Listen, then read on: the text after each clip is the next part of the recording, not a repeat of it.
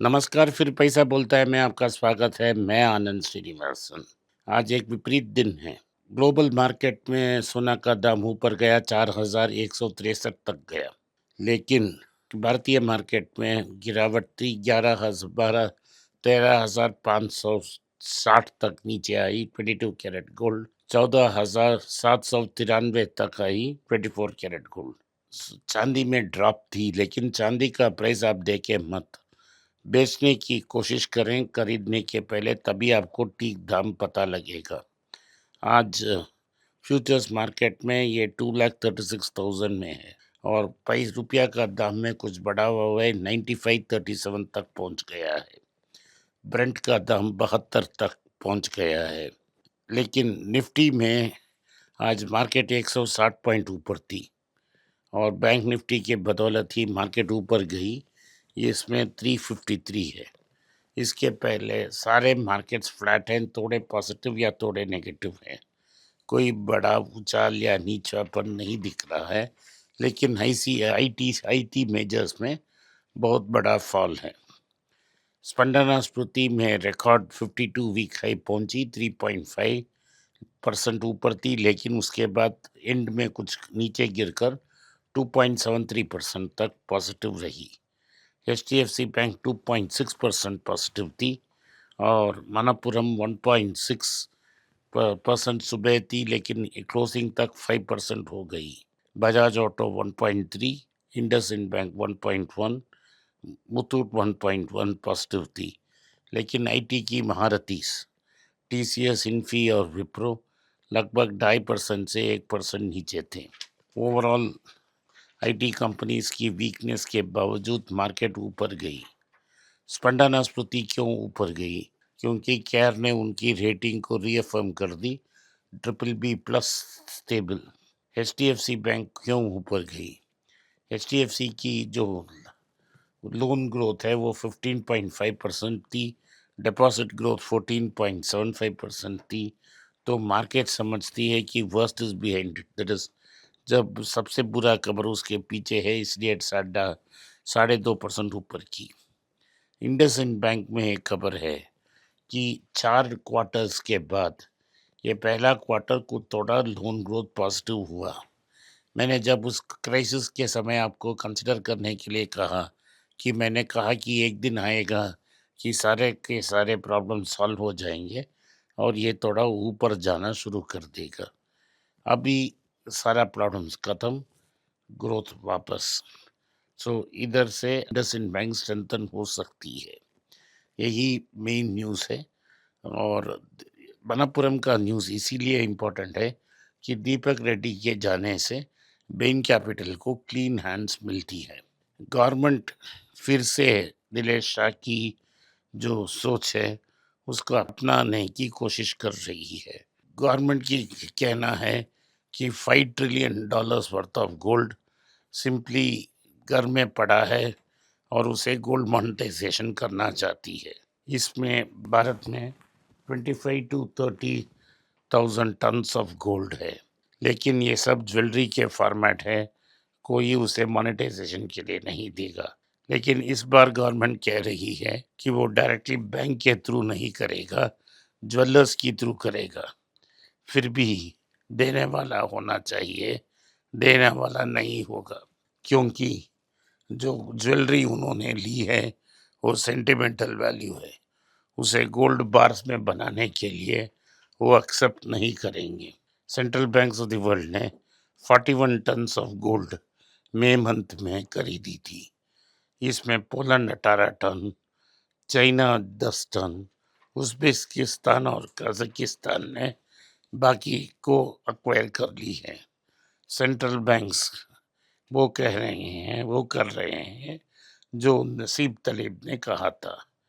45% उनकी 45% of central banks gold को increase करना चाहते हैं। तो लॉन्ग टर्म एसेट को गोल्ड में बदलना है और शॉर्ट टर्म ट्रेडिंग एसेट को डॉलर में रखने की कोशिश कर रही हैं। यूएस डिपार्टमेंट ऑफ जस्टिस ने कहा है कि अदानी की केस डिसमिस कर दी गई क्योंकि वो डिप्लोमेटिक प्रॉब्लम्स कर सकती है। इससे और $10 बिलियन की भी इन्वेस्टमेंट की बात की कोई लिंक नहीं है, ये कह रही है। आईटीसी में हिडन जेम्स ऐसे मिलते हैं जैसे मैं डिस्क्राइब करने वाला हूँ।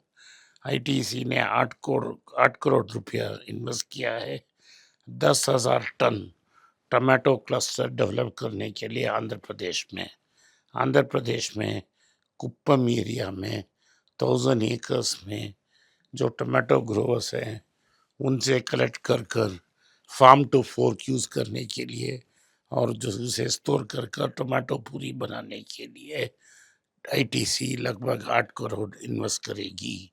मैंने कहा था कि ऐसे हिडन जेम्स में आईटीसी में बहुत ज़्यादा है, लॉन्ग टर्म में ये काम आएंगे, लेकिन आप समझते हैं कि ये एक सिर्फ सिगरेट कंपनी है। भारत के इतिहास में पहले बार ऐसा हो रहा है कि number 1 number 2 position in passenger car Maruti के हाथ नहीं लगी है। इसके पहले नंबर 1 में टाटा था, नंबर 2 में वैगन आर था, लेकिन ये पहला बार ऐसा हो रहा है कि 1 और 2 टाटा के पास और नंबर 3 मारुति के पास जा रहा है। तो टाटा पंच और नेक्सॉन बिकम नंबर 1 और नंबर 2 पोजीशन, क्योंकि टाटा पैसेंजर व्हीकल की सेल्स लगभग 69% ऊपर उठी है।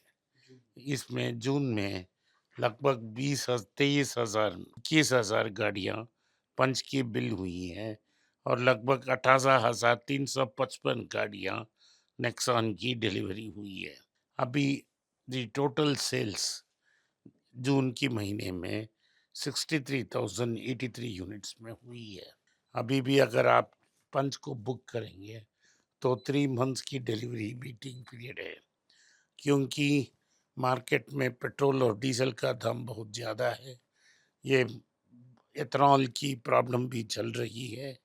लोगों सिटी ड्राइव के लिए इलेक्ट्रिक व्हीकल्स यूज़ कर रहे हैं, और जब बेंगलोर जैसे सिटी में इलेक्ट्रिक कार्स को टैक्सी सेगमेंट भी इलेक्ट्रिक कार्स को शिफ्ट कर रही है। इसे लोग अभी इसे हम अर्ली अडॉप्टर्स के बाहर जाने की पहली संकेत समझ सकते हैं। इंडिया की ईवी कंपनी जेएसडब्ल्यू ने लगभग 4,000 करोड़ इन्वेस्टर से ले ली है, क्योंकि वो उनकी कहना है कि कॉन्फिडेंस उनकी बेहतर है। इसमें ओला और सिंपल एनर्जी भी कुछ पैसा ली है, लेकिन सबसे ज़्यादा का पैसा $450 मिलियन ने केकेआर से जेएसडब्ल्यू ने ली है। म्यूचुअल फंड इंडस्ट्री ने आईपीओ पार्टिसिपेशन को 32.3% तक गई है। आपकी पैसा है और म्यूचुअल फंड की जो मैनेजर्स हैं जुआ खेल रहे हैं। टाटा फैमिली की दूसरी हेयर माया टाटा अब वेस्टलैंड की डिजिटल बिजनेस की देखभाल करेंगी। वेस्ट साइड की डिजिटल ग्रोथ के बारे में सोचेंगे, क्योंकि ट्रेंड ग्लोबली एक्सपैंड हो रही है। इसके पहले वो टाटा डिजिटल की स्ट्रेटजी अफेयर्स में थी। दूसरी बात यह है कि हर साल 50 न्यू स्टोर्स डालने की प्लान भी है, और एक ग्लोबल ब्रांड के रूप में वेस्ट साइड ऊपर रही है। टाटा स्टील ने फाइनेंशियल 27 की कैपेक्स को 20,000 करोड़ तक बढ़ा दी है। वो 50 मिलियन टन्स की टारगेट के पीछे जा रही है। आरबीआई ने जो रूल्स हर दिन चेंज कर रही है, एक दिन लगती है कि टाटा सन्स की लिस्टिंग नहीं होगी, दूसरी दिन लगता है कि टाटा सन्स का लिस्टिंग हो जाएगी।